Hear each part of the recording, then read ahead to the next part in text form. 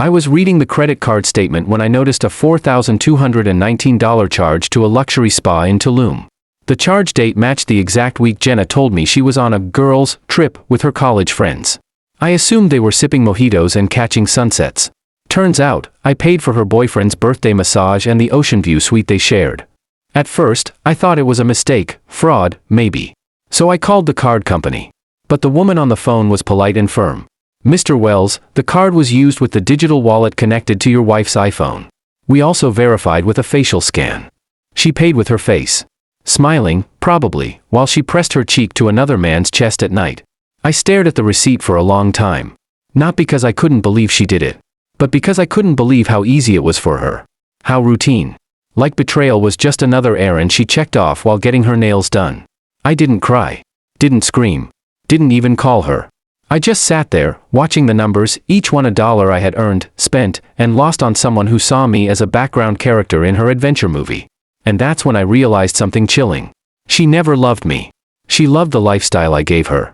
And now she'd made the mistake of thinking the lifestyle came without me. My name is Marcus Wells.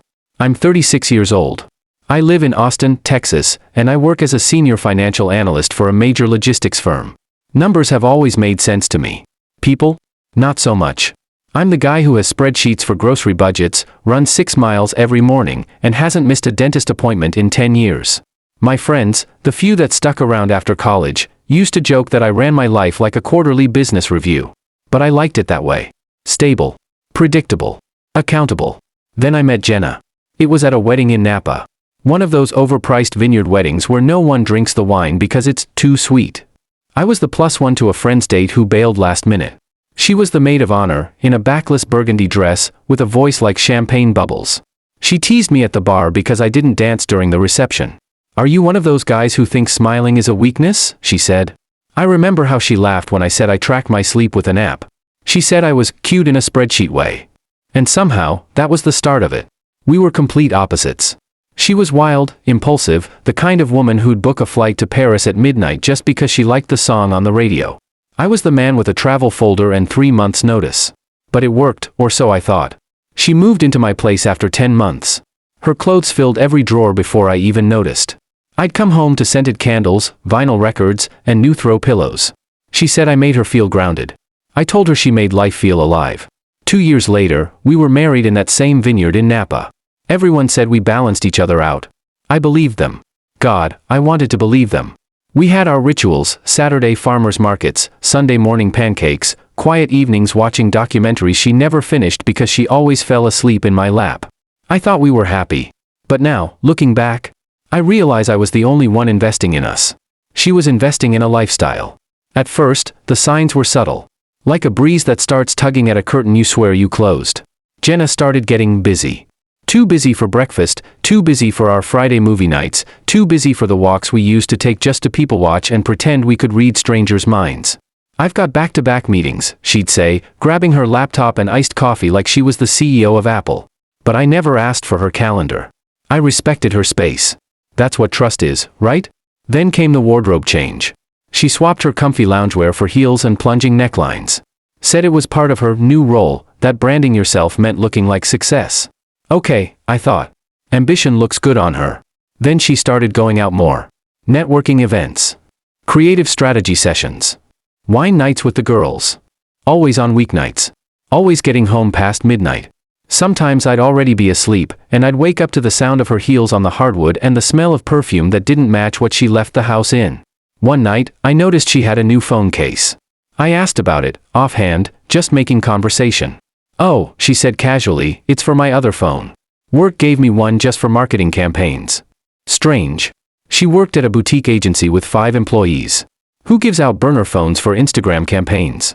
I filed it away. Didn't press. Just noted it. The final fracture came when I flew back early from a 3-day seminar in Chicago. My last session got canceled, so I booked an earlier flight, hoping to surprise her. I even picked up her favorite tacos from that hole-in-the-wall spot in East Austin. As I walked into our apartment, I heard her voice echoing down the hall. Playful. Flirty. The kind of tone she hadn't used with me in months. She was on FaceTime, lounging on the couch in silk pajamas I didn't recognize. The screen was angled just enough for me to see the guy on the other end. Shaggy hair. Shirtless. grinning like a teenager. She saw me and didn't even flinch. "Oh hey, babe," she said. "Didn't know you'd be back early. Say hi to Kevin, he's one of our creative directors." Kevin. The same name I'd seen pop up on her Uber receipts. The same one from Venmo payments labeled cocktail glass fun and laptop computer late night grind. The same one tagged in blurry Instagram stories she never posted to our feed. She looked at me like I was interrupting a brainstorming session. And I didn't say a word. I just nodded. Set the tacos on the counter. Went into the bedroom. And lay there for hours, staring at the ceiling. That night, she rolled over, resting her head on my chest. I thought, maybe she'll explain. Maybe I'm being paranoid. Then she whispered, "Sometimes I wonder if I made a mistake marrying you. You're just, kind of boring, Marcus." I didn't speak. Didn't flinch. Didn't even breathe deeply. I just stared at the ceiling and let her words settle over me like a frost. "You're just, kind of boring, Marcus." Funny thing is, I used to think being boring was my strength. It meant stability. Safety. But now I saw what she really meant. I wasn't boring. I was reliable, and she confused reliability with irrelevance. She mistook the quiet man in the background for the fool funding her foreground. So, no. I didn't yell. Didn't accuse. Didn't give her the satisfaction of seeing me spiral. Instead, the next morning, while she was still asleep, I sat at my kitchen island, opened my laptop, and created a new file in Google Sheets. I titled it, Dependencies, Jenna Marie Wells. And I started listing every single thing she used that had my name, my card, or my account behind it. Rent? On my salary. Utilities? All auto-paid from my bank. Health insurance? Through my employer. Car insurance? Covered under my multi-car discount. Her gym? My card. Her Spotify, Netflix, Adobe Suite, DoorDash, Uber, iCloud storage? All from my family plans. Even her therapist, yeah, the one she saw twice a week to work on self-worth, was reimbursed through my flexible spending account. I scrolled back through months of transactions. Created categories, essential, lifestyle, luxury. You'd be amazed how much a person depends on you when you stop seeing them as your partner and start seeing them as a client draining your portfolio. Then I opened another document. This one titled, Exit Strategy, Marcus Wells. Legal counsel, scheduled a quiet consultation with a friend's divorce attorney. Accounts, started separating personal from shared funds. Tech, enabled virtual cards with spending limits. Mail, rerouted important correspondence to a P.O. box. Surveillance, set up iCloud backups to retrieve deleted data. Emotional readiness, journaling, therapy, silence. I had one rule for myself. Do not react. Do not tip your hand. Make her believe the game is still hers. She wanted spontaneity? Okay. Let's see how spontaneous she feels when the life she's lounging in starts shrinking, bill by bill, privilege by privilege. Let her keep thinking I'm boring. The quiet ones don't set fires, we starve the oxygen. Over the next 5 weeks, I became a ghost with a clipboard. I smiled when I needed to. Laughed at her stories. Rubbed her shoulders when she came home exhausted from working late with Kevin. She never suspected a thing. While she slept, I took photos of receipts. While she showered, I mirrored her phone to an old iPad using her iCloud login, something she hadn't changed since she borrowed my help setting it up. Her work phone was nothing more than a direct line to Kevin. Texts. Pictures. Voicemails. She told him she was phasing me out slowly and just needed a little more time. He replied, "Take your time, baby. Use him till you don't need to anymore." That night, I didn't sleep. I just sat there at the edge of the bed, staring at her, wondering how someone so warm could be so cold. The next day, I took it further. I upgraded our Chase account to one that offered spending analytics and purchase tagging. I created custom alerts that pinged my email anytime she used her card, the card that I paid off every month. A dinner at Loro's Barbecue. A massage at Milk Plus Honey Spa. 2 flights to Miami, hers and his, booked back-to-back using the same rewards portal. When she left for her women's empowerment trip, I followed the digital breadcrumbs. Her Instagram had no posts. But Kevin's tagged location told the truth. They stayed in a waterfront Airbnb. One I recognized, because I paid for it. The virtual card was one I generated months ago and assigned to joint travel. She never realized I had back-end access. I printed every receipt. Screenshots of texts. Side-by-side timestamps of her telling me, "Good night, babe," while literally wearing lingerie in his photos. I put it all in a folder labeled, Full Disclosure. Then, I quietly mailed that folder to 3 people. Her sister, Naomi, a hard-nosed lawyer who loved me more than she liked her own blood. Her mentor, Denise, The woman who got her into the agency world and once told me I grounded Jenna like no one else. And her parents, both deeply religious, old school, and openly skeptical of Jenna's fast-paced city lifestyle. I included a note. I thought you deserved to know where your love and support have been going. Nothing more. No name. No accusations. Just facts. And while the grenades ticked away in those envelopes, I quietly went to the leasing office and gave 30 days' notice. She wouldn't know until the couch was missing and the walls were bare. It all came crashing down on a Tuesday. She came back from Miami looking sun-kissed and smug, wearing a new floral wrap I didn't recognize, wheeling a $600 carry-on she'd bragged about online as manifested luxury. She walked through the door like a queen returning from vacation. But the apartment was quiet. Half the furniture gone. Photos missing from the walls. And her key didn't work on the digital lock anymore. She had to buzz me. I opened the door slowly, deliberately. She looked confused. Did we get robbed? She asked, stepping inside. Where's the couch? Where's my mirror? I didn't answer. Instead, I handed her a manila folder. The same one I'd mailed to her parents, her sister, and her mentor. She opened it. Saw the receipts.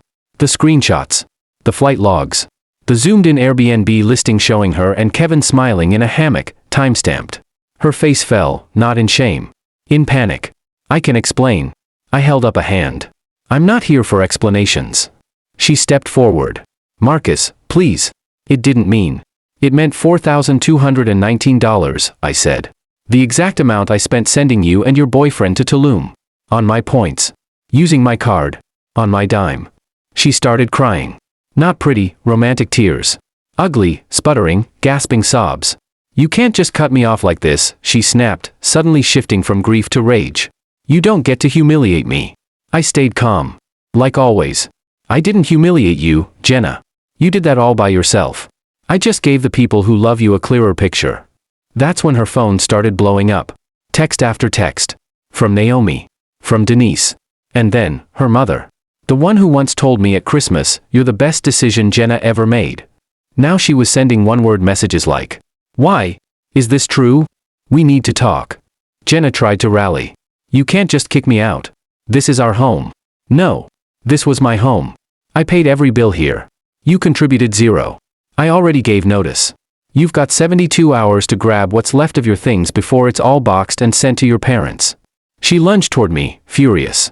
You're a manipulative bastard. You're not boring. You're cold. I smiled. That's closer to the truth. That night, I watched her leave with 2 suitcases, her purse, and shattered pride. By the end of the week, our joint accounts were closed.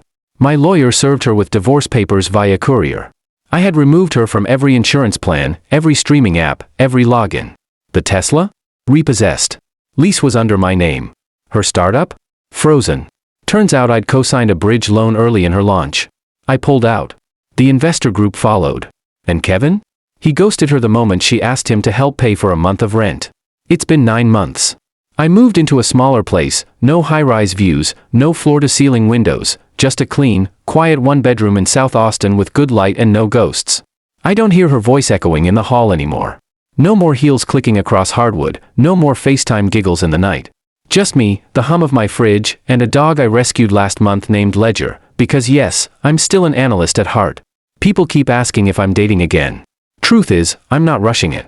I'm enjoying my own company too much right now. I wake up early. I journal. I cook my own damn pancakes on Sunday mornings. The other day, I went to that same vineyard in Napa for a friend's wedding, the place I once stood with Jenna and thought, this is forever. I didn't feel sad. I felt released. You know, I used to think revenge had to be explosive. Yelling. Drama. Public takedowns. But now I know the truth. Revenge is letting someone lose access to you, and watching them realize you were the only thing keeping their world from collapsing. I didn't destroy her. I just stopped holding her up. And without me? She said I was boring. Turns out, boring paid for her whole life. And when boring walked away, so did her fairy tale. I'm not bitter. Not broken. Just done. And that's more powerful than anything I could have said in the moment. Because sometimes the strongest revenge isn't rage. It's silence. It's success. It's peace. I didn't burn the bridge. I just stopped carrying her across it. Ever let someone think they'd won, while you were already planning your next move? That's not weakness. That's strategy. Share your story in the comments, and if you haven't struck yet, maybe it's time to get inspired. Subscribe, because justice is a dish best served one step ahead.